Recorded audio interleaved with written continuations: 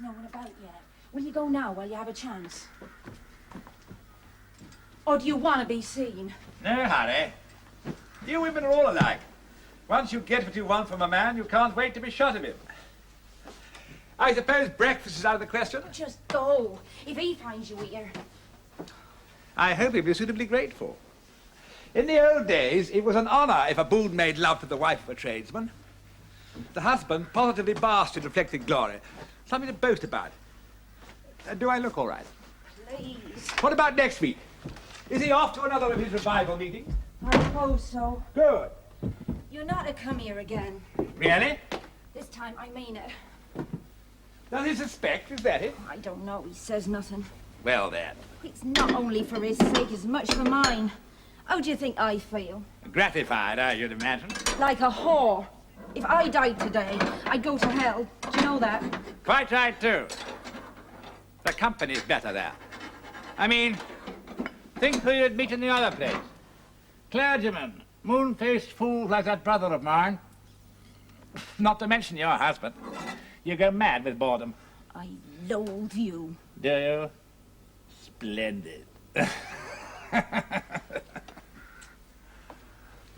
Next week, then. No.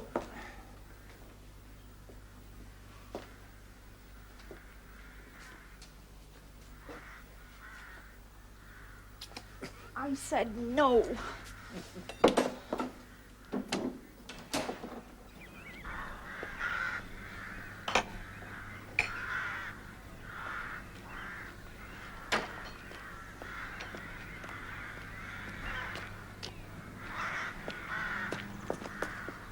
Good morning, Wilfred. Open for business, I see.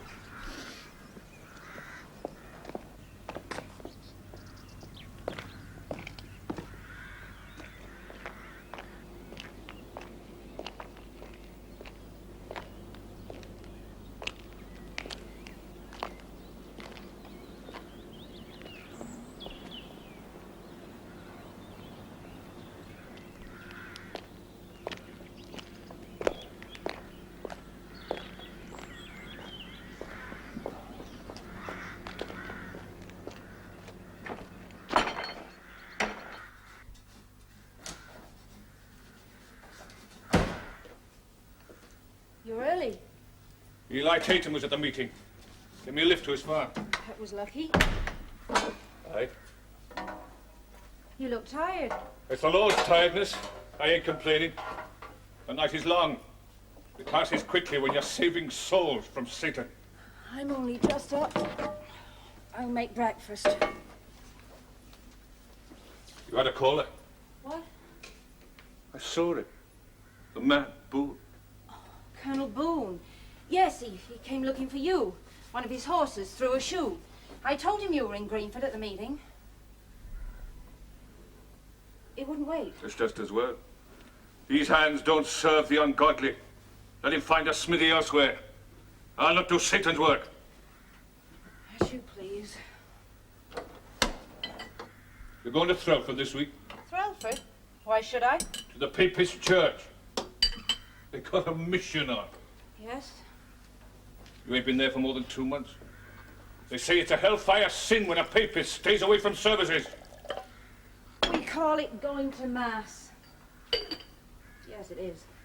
There was a time you used to go. Particular. Every Sunday.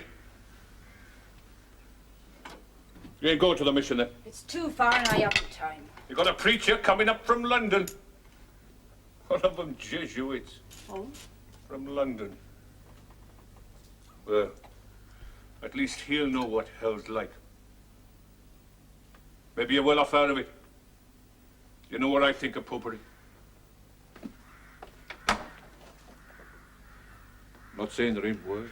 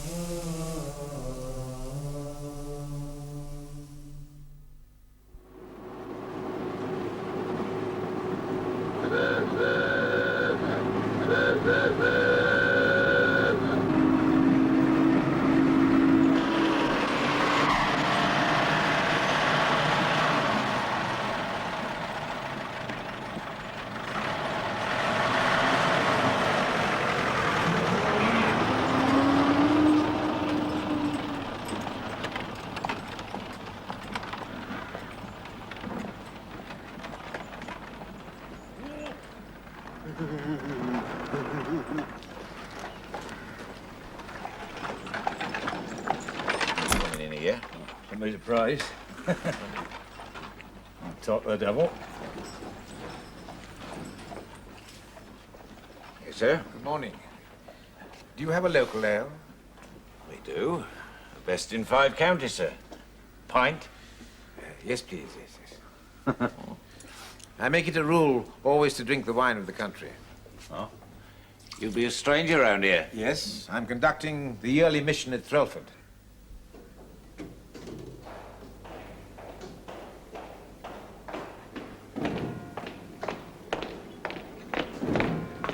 Mr. Bohun says she's... Get your breath back, Alfred.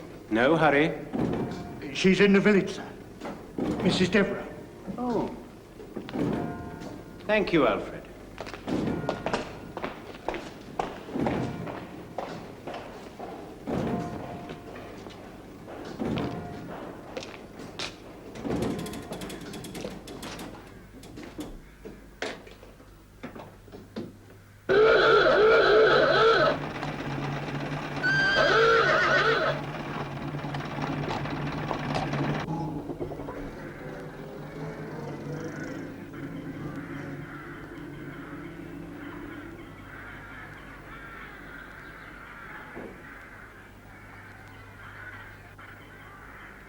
It ain't very often we see you in here, ma'am. Wouldn't be necessary this time if tradesmen stayed at home where they belong. You see, the very faintest beginning of a crack in the wood. Oh, I see, ma'am. Of course, it had to be my favourite club. Had it for years. I've called at Mr. Timmons' cottage, but there was no answer. Would you take it? Give it to Timmons when he comes in and ask him what's to be done. If it can be fixed, Timmons will fix it, ma'am. I'll see he gets it. Most kind. Mrs. Devereux? Good afternoon. Mrs. Devereux, forgive me, I have no choice. Well, I am most distressed. I have called at your house on 3 occasions. You have declined to see me. I telephoned. I was not at home. Your note. I had hoped there was a misunderstanding. Every year now you have so kindly placed your garden at our disposal for the parish fete. Most appreciated. Now, suddenly, you... You must look elsewhere in future, Mr. Bohun. But without your patronage, Mrs. Devereux... I dare say you'll survive. Mrs. Devereux, as your minister, I think I am entitled to an explanation. Do you? Well, let us at least say a reason. If I have offended in some way, I suggest you ask your brother what the reason is. My brother? If I were a man, I'd happily thrash that blackguard within an inch of his life. Thrashing's too good for him. What has he done now? Mrs. Devereux, I believe it is common knowledge that my brother and I are not on friendly terms. Whatever he may have done, I cannot be held responsible. You mean you are not his keeper? A strange sentiment for one of your calling, Mr. Bohun. I think there's no more to be said. Do you know what Mrs. Devereux was referring to? It ain't for me to say, sir. But you know. I should be obliged. There's been talk, aye. Well? It's that parlour maid of hers, young Molly. Nice, quiet girl. They say she's been packed off home. In trouble. My brother? That I couldn't say. I don't like gossip. The Colonel's a good customer. I am aware of that. Thank you. They say she's not the only one. That thrashing Mrs. Devereux was talking about.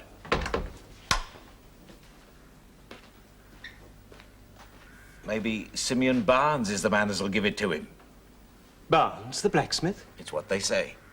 But why should the blacksmith... She's a good-looking woman, that wife of his. And there's many a man as is partial to red hair. Still, I'd as soon not tangle with Simeon Barnes.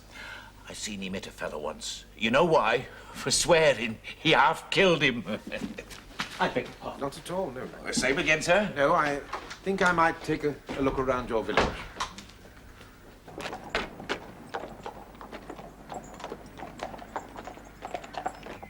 Poor old Wilfrid.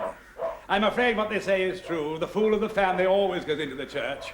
Or is it that the church turns a man into a fool? You believe everything you hear. I'm used to your sneers by now, James, and I will not be put off. Do you know this girl? Pretty little thing, yes. I see. I believe I kissed her once or twice. Well, damn it, Wilfrid, we are a feudal family. I could have gone the whole hog and exercised my droit de seigneur. But you didn't. Not done, old boy. A Bohun and the holder of the Monstar running after tweenies? And blacksmiths' wives. Don't follow you. There have been rumors concerning you and Mrs. Barnes. No. What a crowd of damn scandalmongers they are. I'm sure it's all highly flattering. Makes me out to be no end of a ladies' man. But you being a man of the cloth and all that, I'd have expected you to stick up for your brother. Perhaps I know him too well. Wilfrid, what a nice surprise. Alex, how nice to see you. You look well. Do I? You come out here so rarely, we thought you'd quite forgotten us. Oh. Wilfrid is here on business, my dear. His business. Or at least he thinks it is. Go on with what you were saying. Some other time, perhaps. Nonsense, Alex won't mind. It'll amuse her. Not much to laugh at in this house. It seems some skivvy's in the family way. James. And I'm the odds-on favourite. What do you think of that? It's absurd, of course. There, you see, but that's not all. I'm also supposed to be chasing after Barnes's wife. You know, the blacksmith. Is that what they say? Being a loyal brother, Wilfrid trotted over to warn me. Well done, Wilfrid. I had no idea that James was in such demand locally. I shall have to revise my opinions. Why, are they so poor? The worst part of it is that damn Devereux woman has been leading Wilfrid a dog's life on my account. It was her skivvy, you see. Yes. I don't know how these rumors get started.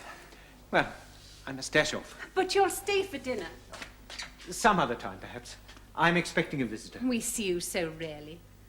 Forgive me for dashing off. Only if you promise to come back and spend an evening.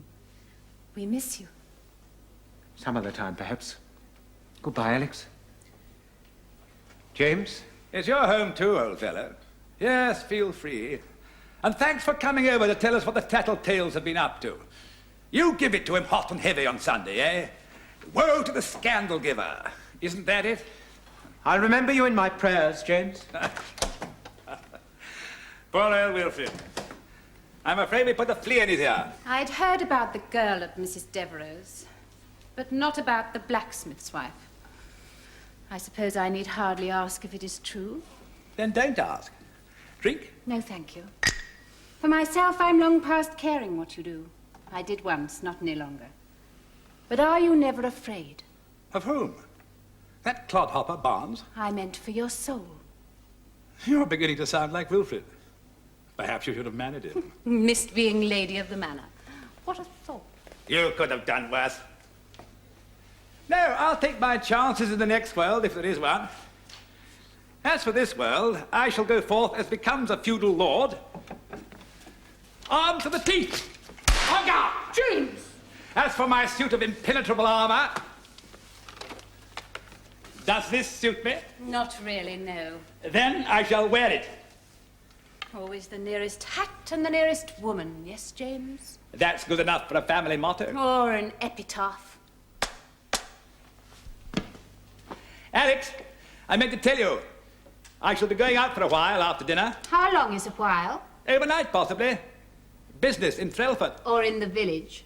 Is the blacksmith going to be away again, then?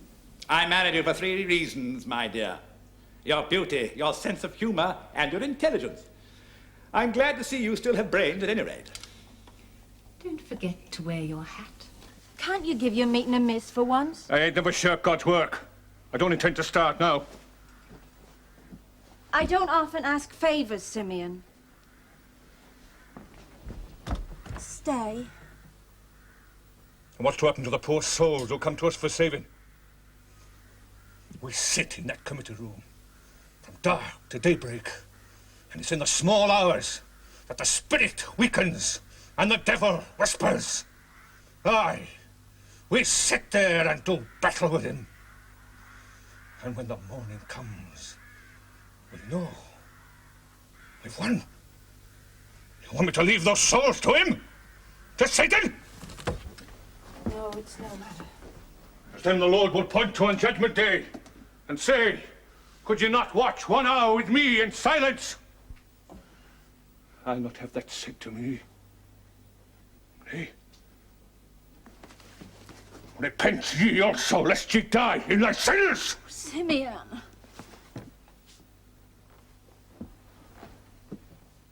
And him! Let him take warning! Let the adulterer beware of the arrow that flieth by night, and the sickness that wasteth by day! Let him repent!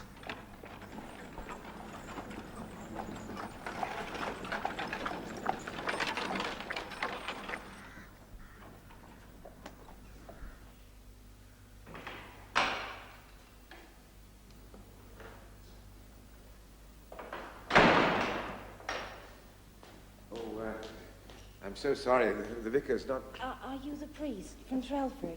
I am. I'm Elizabeth Barnes. I wrote to you. Yes, yes. Delighted. Forgive me. I thought it best not to call while your husband was at home. You said the matter was confidential. My name's Brown. I want you to hear my confession. Well, is Threlford your parish? Yes. Oughtn't you to confess to Father Mackey? I can't do that. He knows me. Well, that, if I may say so, is vanity. No sin can be that startling. Even so, the seal of the confession. I know all about that, but I need to talk to a stranger. Please. Well, madam, I've often been rebuked by my superiors for being unorthodox. No doubt I am. Nevertheless, in these surroundings... Not here. My house. My husband's gone to Greenford.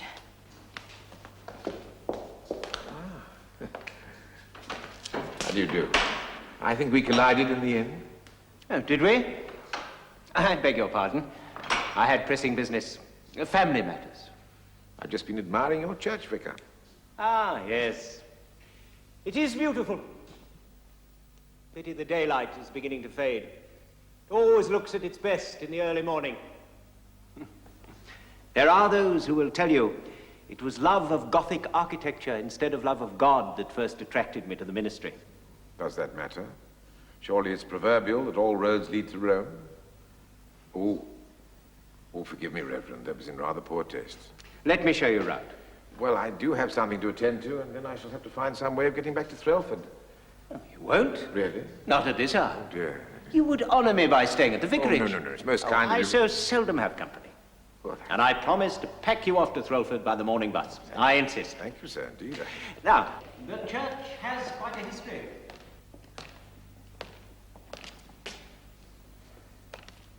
Did you know, Father, that the Bohun pennant actually flew in Palestine during the Crusades? An aristocratic family in those days. You mean you aren't any longer? Whenever the wind of change blew, we were the first to sail before it. The Bohuns were Mohawks under Queen Anne, Mashers under Queen Victoria. We made the mistake of confusing fashion with tradition. Yes, well, of course, the English always were more fashion-conscious than the French. It accounts for the whopping great success of the Reformation. You know, Vicar, I have a passion for old churches. We don't have any, at least not in this country. Thanks to Henry VIII, we had to start all over again from scratch. I often think that while we have the best church, you have the best churches. It's very annoying. Does your husband know about this relationship? I think so. Yes, I'm sure he does. Is he a Catholic? No, he's Presbyterian. He's gone over to Greenford this evening to a revival meeting. I begged him not to. You're expecting this man? Yes. Well, you mustn't see him. It will lead to the end of your marriage, and perhaps his. You know that, don't you? I know. You belong to a church. You believe in God. That makes life very difficult for you. Because until the day you die, you will always have a choice to make. Now, will you promise me not to see this man again? I can't. Then you know I should withhold absolution. Yes, Father. There must be a firm resolve. I know that. I can't. Well, will you at least promise God to try with all your might? Yes, I promise that. Well, my child, I suppose that will have to do, won't it? Here go to absolve. An excellent woman in most respects says that it doesn't suit me. I regarded that not only as an impertinence, but also a challenge. I think it becomes me very well. Does anyone disagree? It's all very well for you people. You have thick heads, solid bone from ear to ear. Aristocrats are made of finer stuff. Mongrels live forever. Thoroughbreds catch cold easily.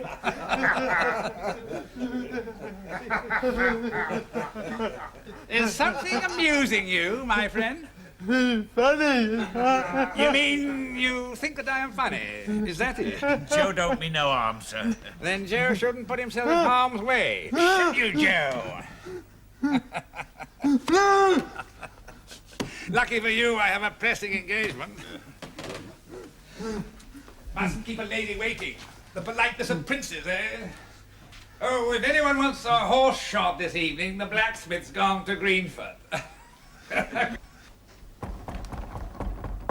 No. Go away. Open the door. Don't be a fool. Let me talk to you. Elizabeth! I said it's finished. Please go. What the devil's got into you? Open up! If you won't open the door, I'll bring it in! How will you explain that to your husband? Very well. No! Wait.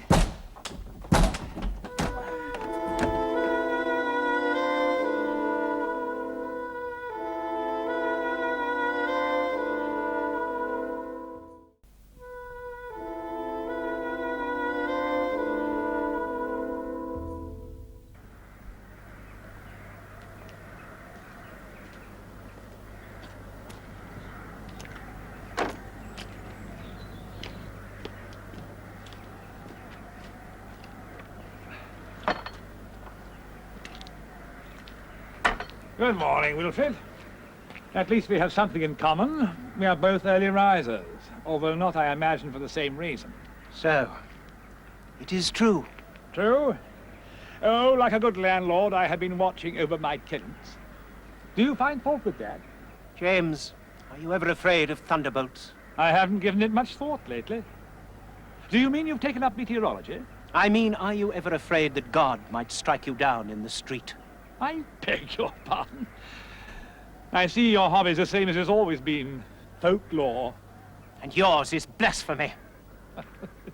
Hey, you. What are you gawping at? Which would you prefer?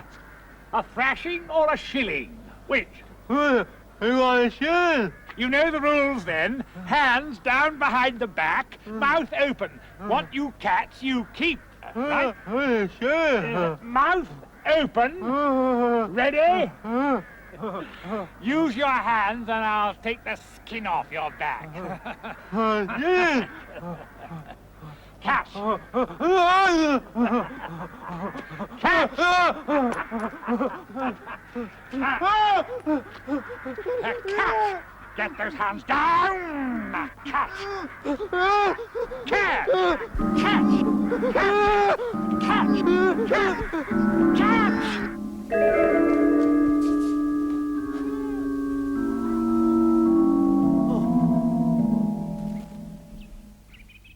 Mr. Gibbs, come here. Hey, look. Oh, my God.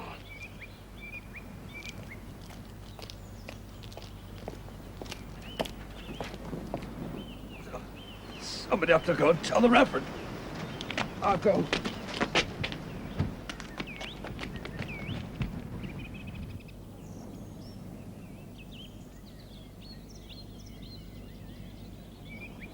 Mr. Burnett. Yes? Mr. Burnett. Yes? Mr. Burnett, it's your brother, something dreadful. My brother? What devilry has he done now? That's just the thing, sir. He ain't done nothing and he won't do nothing. He's dead, sir.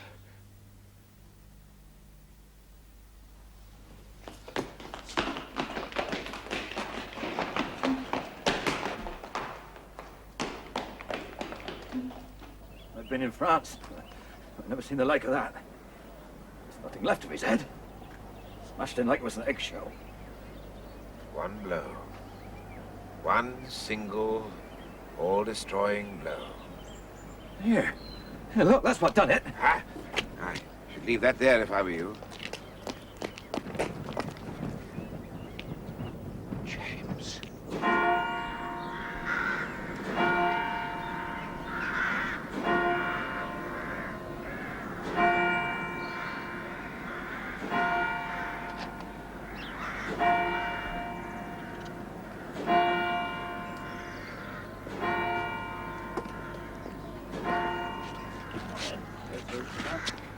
Wait, there. Come on, stand back.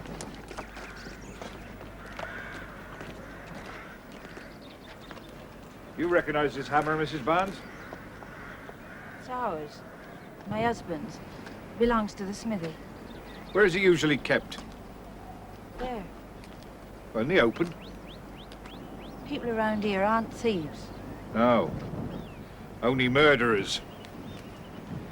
Doctor? Yes, I've looked at it. That's the weapon, all right. Not a doubt of it.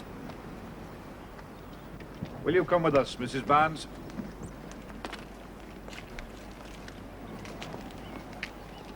You can laugh all you want to, but I'll tell you this much. It was no human hand. I suppose you're all powerful gods. Never mind all. Careful, Mr. Gibbs. Already today one man has blasphemed, now he lies dead. Mr. Gibbs is a rationalist. Indeed. I don't know what that means. I'm an atheist. There's only one kind of soul I believe in. You see, I'm the shoemaker around here. The devil may have the best tunes, but hardly the best jokes. Look, all I'm saying is they're making a mystery where there ain't none. There's only one man in these parts could have done it, and he's the man that would have done it. I ain't naming no names. But you mean my husband. But they're wrong. Simeon couldn't have. Anyway, he isn't even here. He's in Greenford. More likely halfway to France by now. Take it the blacksmith is a powerfully built man. It's not his match this side of Threlf. Then you're wrong, Mr. Gibbs, when you say there's no mystery. There is at least the mystery of why so strong a man should strike so big a blow with so small a hammer. After all, he had several to choose from. Talk. Who else could have done it? Oh, indeed, but I can provide you with an even greater mystery. I've examined the body. Doctor? I'm only saying what anybody who's not a fool could see for himself. Now, to say that the skull had been crushed would be an understatement. Fragments of bone had been driven into the body and into the ground like bullets into a mud wall, and yet only one blow had been struck.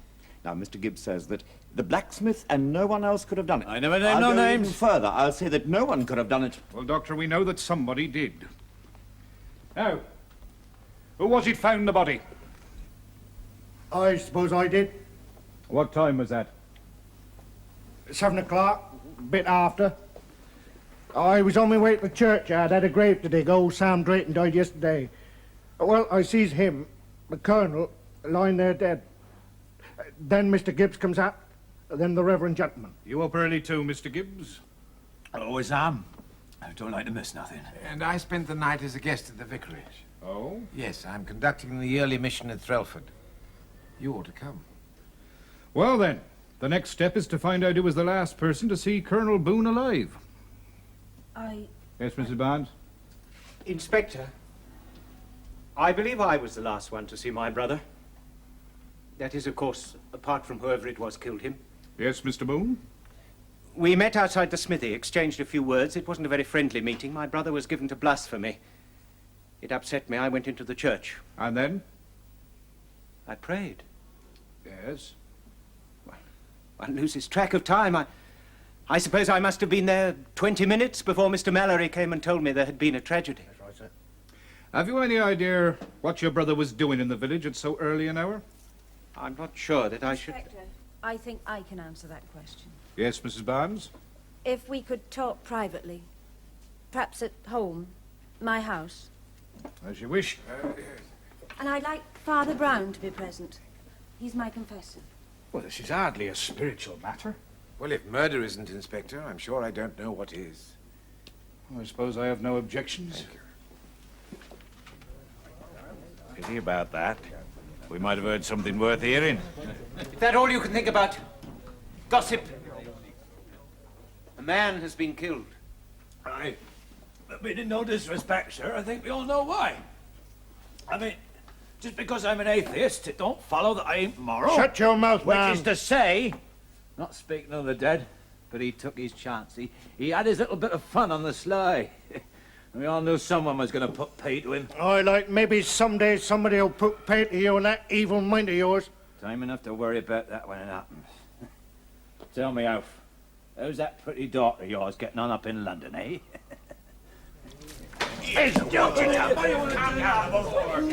won't let me see him. Well, that can only mean one thing. It isn't James. They're pretending that it's him. It's Alex. someone else. They're playing some kind of trick, and they know I'd see through Mrs. it. Boone, there's no mistake. I'm sorry. It's true, Alex. Now, Mrs. Barnes, you said you have information as to what the Colonel was doing in the village earlier this morning. Yes. He was with me At what time? all night. I'm sorry. I did try. He was half drunk. He threatened to smash the I door think the down. inspector is only really interested in matters relating directly to the Colonel's death. What relates directly to the Colonel's death and what doesn't will be for me to decide, Father Brown. What time did he leave here? I don't know. It was early. 6:30. Your husband was away all night? At Greenford. A revival meeting. We don't attend the same church. My husband's Presbyterian. Does he know about you and the Colonel? Inspector, I think that's a question more properly asked of Mr. Barnes. Father Brown, you are being obstructive. Not at all. He's at the door now. At least a man answering his description has just crossed the street.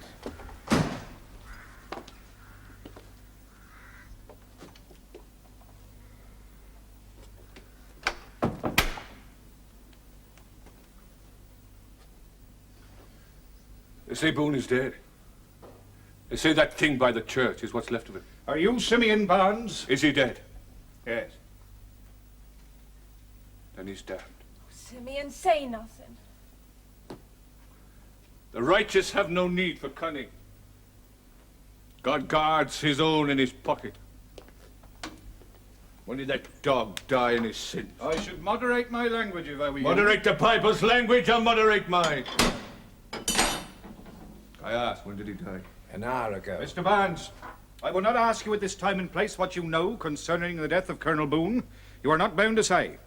But I must go through the form of arresting you in the King's name for murder. No. And I must warn you that An hour anything... ago, you say? Between 6:30 and 7.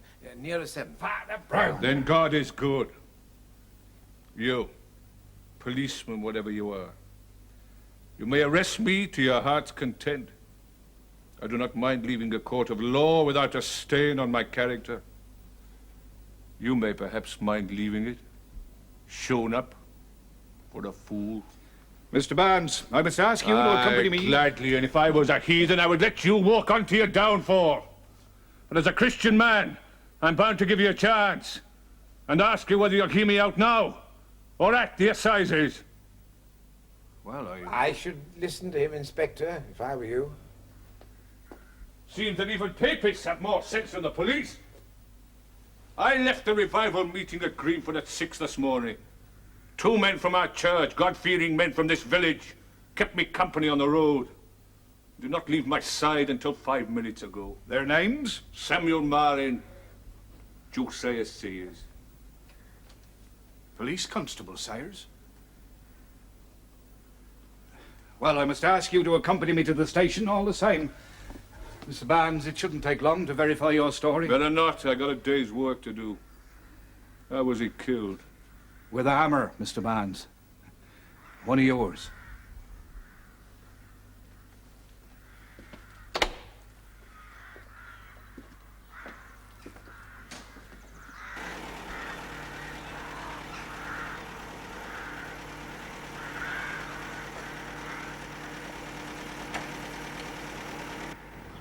Will they let him go?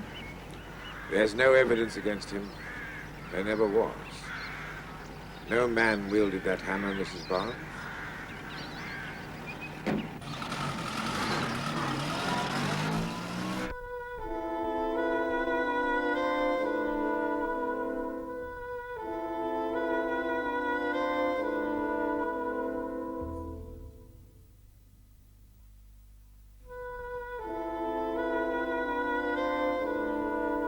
Did the vicar say when he would return? Madam, I only know that he escorted Mrs. Boone home. She was distressed. I can't think why.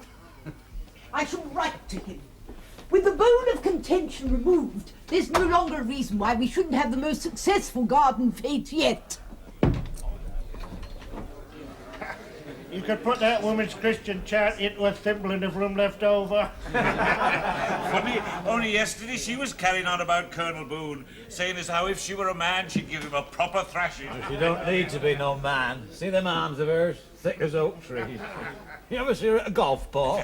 Knock it clear across the county, she would. Yeah, maybe it wasn't a hammer what done the Colonel in, eh? I tell you that it was. I must say I'm glad to see you're all taking the Colonel's death with such great good humour.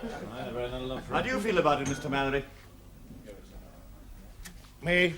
You should know by now I never gossip about my patients, but you will remember it was I who advised you to get your daughter away from here. Are you taunting me with that? No, I'm merely saying that you have as much reason as any man to be glad of what's happened. It's a thought that might occur to the police. I'll tell you something, Doctor. If I'd wanted to kill him, I wouldn't have waited this long. I'd have done it then. How is your daughter? I don't know. Aren't you in touch with her? I haven't got a daughter no more, thanks to him. I reared her proper like her mother wasn't like I am.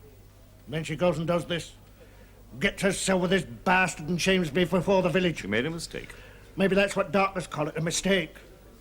I tell you, I'd as soon have seen her dead. And him, Colonel Bohun? Well, he is dead.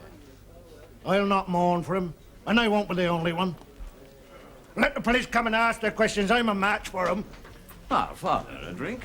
Thank you, yes, a small ale, if I may. Is there a bus back to Threlford? You missed one, sir. Next one's 12 o'clock. You leaving us, Father? Yes, I've done my errand. Perhaps I'll have time for a closer look at your church. Our people, you know, have a personal interest in old English churches. And in murder? As a sin, yes. Also, I must confess, a private weakness for puzzles. Such as why the blacksmith should use a little hammer when there were 10 larger ones there for the taking. The blacksmith has been cleared by the police. The devil, you say? Well, that fits in with my own theory. You remember I said earlier that no one could have struck that blow? Well, obviously somebody must have. Well, why not a woman? A bold woman could commit 10 murders with a light hammer and never turn a hair, but with a heavy hammer she couldn't kill a beetle.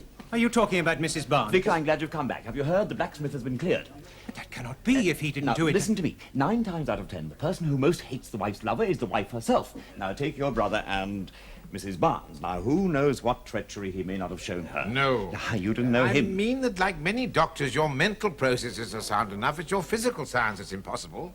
I agree that a woman will want to kill her lover more than her husband will. Indeed, she has more reason to. But no woman ever born could have smashed a skull like that. No, of course not. The man was wearing an iron helmet. The blow shattered it like glass. Have you looked at Mrs. Barnes? Have you looked at her arms? You can say what you like, Father. I stand by what I said. No one but an idiot would use a little hammer when there was a larger one there. Of course. That's it. What's it? No one but an idiot. Well, I am a priest, and a priest should be no shedder of blood. I mean, he should bring no one to the gallows. But I thank God that I see the criminal now. For he is a criminal who cannot be hanged. you will not denounce him? I must. But his life is spared. Mr. Briggs, ring up the inspector. Tell him we have his murderer here. Now, yes, steady, steady. Poor Joe. It should have occurred to me sooner. You accuse him? Father Brown, I was not the last to see my brother alive. When I left him and went into the church, he was tormenting Joe, throwing coins at him. It was one of his games. He could be cruel as thoughtlessly as another man would toss aside a cigarette end. Later, when he was dead, I saw Joe in the church. He had never been inside before in his life. He was praying. And you think that Joe turned on him? Well, I'm not sure there would be motive enough, but... Don't you see, Doctor? This answers both the riddles. The two riddles are the smallness of the hammer and the violence of the blow. The smith would have had the blow, but he would never have chosen that hammer. His wife would have chosen that hammer, but could not possibly have delivered the blow. Joe could have done both. A madman isn't given to logic. And have you never heard, Doctor, that a maniac can summon up the strength of 10 men? Jove, that's it. Of course, it must be the answer. Of course. Father. Mr. Bohun, I really must congratulate you. Yours is the only theory yet propounded that holds water in every respect. It is quite unassailable. I knew it. I think, therefore, you deserve to be told on my positive knowledge that it's not the true one. That ale's very good. Thank you. Not the true one. Professional jealousy. You solved it and he didn't. These popish priests are as vain as women. Inspector. Oh. Be gentle with him, Inspector. Now, my lad, I want a word with you about the Colonel. You know what I'm talking about, Joe, don't you? Just tell me what happened. Now, don't be afraid, Joe. Tell the Inspector. You were with him when it happened, right, Joe? Yeah? I with a hammer. You hit him with the hammer, right?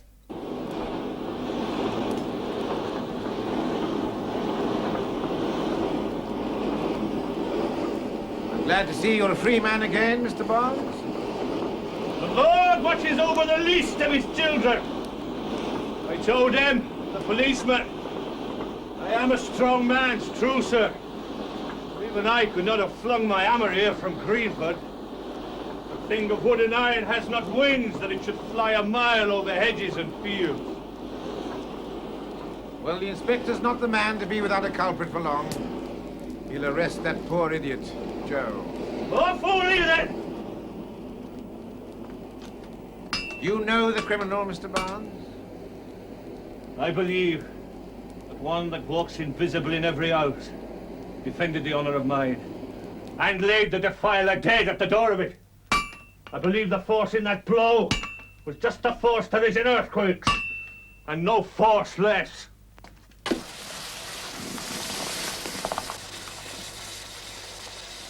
A law of nature. Yes.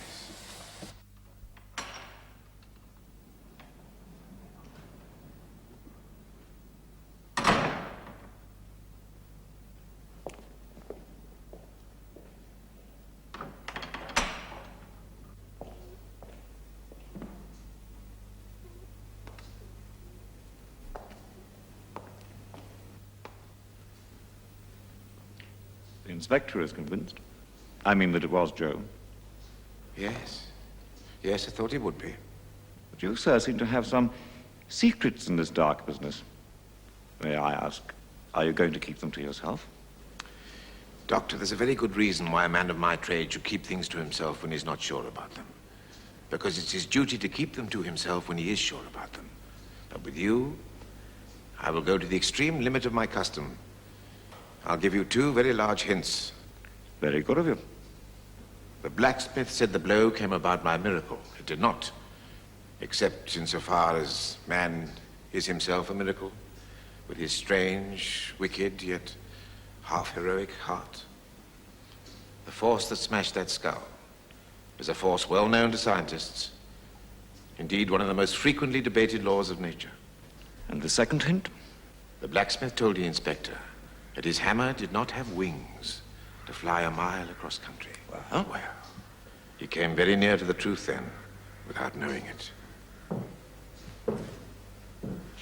Excuse me.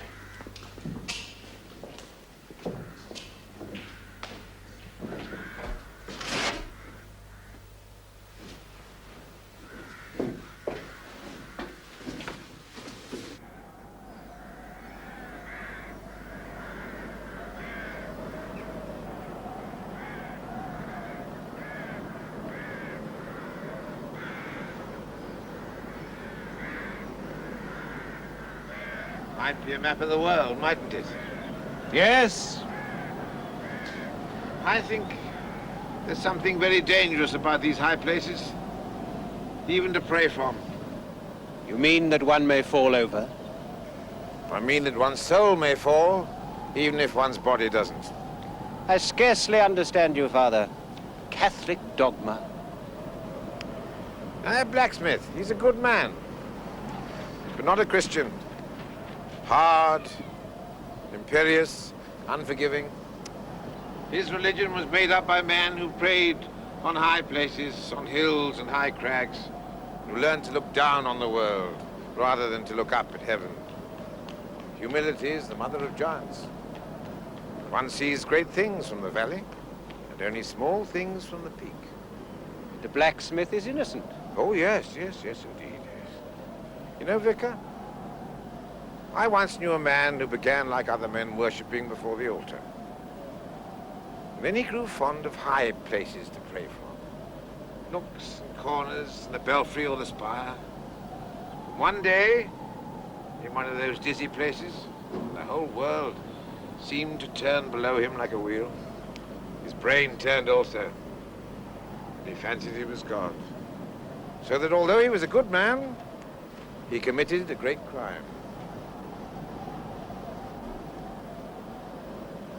He took it upon himself to judge the world and to strike down the sinner.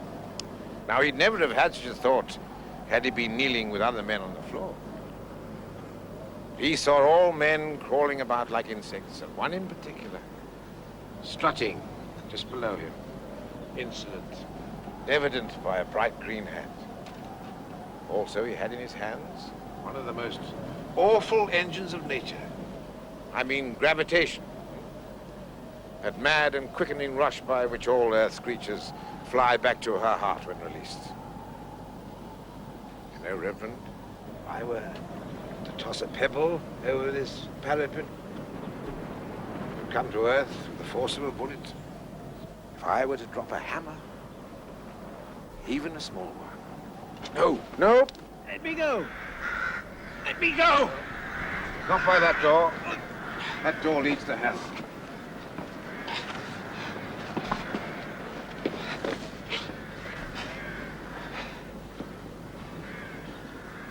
How do you know all this? Are you a devil? I'm a man. Therefore have all devils in my heart. I know what you did, Vicar. At least I can guess the great part of it. When your brother turned his back on you to torment the idiot Joe, you snatched up the hammer to kill him. Your own impulse horrified you, and you fled into the church. You came up here to pray. You saw your brother's hat below you, crawling about like a green beetle. And something snapped in your soul. You let God's thunderbolt fall. Unhappily, with the accuracy of the devil. How did you know it looked like a beetle? Well, that was common sense. But hear me further. I know all this, but no one else shall. The next step is for you. I'll seal this with a seal of confession. I leave things to you because as yet you have not yet gone very far wrong as assassins go.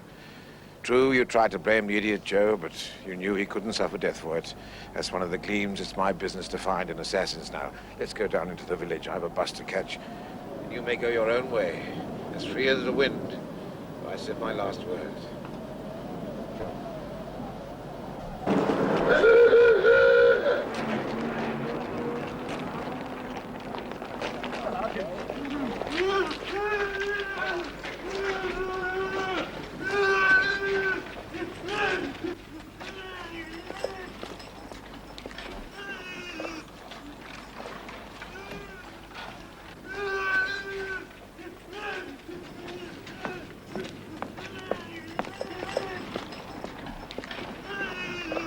Inspector, I wish to give myself up. I have killed my brother.